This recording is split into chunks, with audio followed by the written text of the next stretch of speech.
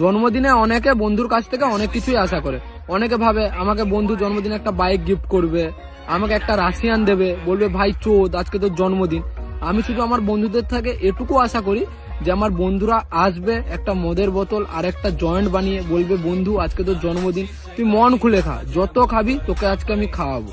আর শোন না বন্ধুরা, তোদেরকে টাকা খরচা করতে হবে না, যেহেতু জন্মদিনটা আমার, তো কেকটা আমি নিয়ে যাব। তোদেরকে গাঁড় মারাতে 5 জন মিলে 50 টাকা করে চাঁদা তুলে একটা 200 টাকার কেক, একটা টুপি আর একটা ফেদার মতন স্প্রে এনে একটা মোমবাতি জেলে আমার গাঁড় জ্বালানোর কোনো প্রয়োজন নেই, বুঝলি তো। 5 জন মিলে 250 টাকা চাঁদা তুলে চলে এলু, আর যার জন্মদিন তার মানে গাঁড় ফাঁড় ফেটে গেল।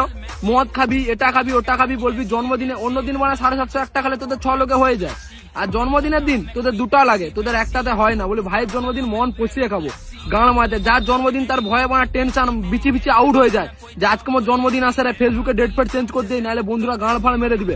এবার থেকে মানে নিয়ম চেঞ্জ হবে, যার জন্মদিন সে কেক দিবে আর বন্ধু বান্ধবরা সবাই মদ আর জয়েন্ট নিয়ে যাবে। তো মানে তোমারও জন্মদিন যদি সামনাসামনি আসছে, বন্ধুদেরকে ভিডিওটা ট্যাগ করো আর ওদেরকে বলো মানে আগে থেকে টাকা জমা রাখতে।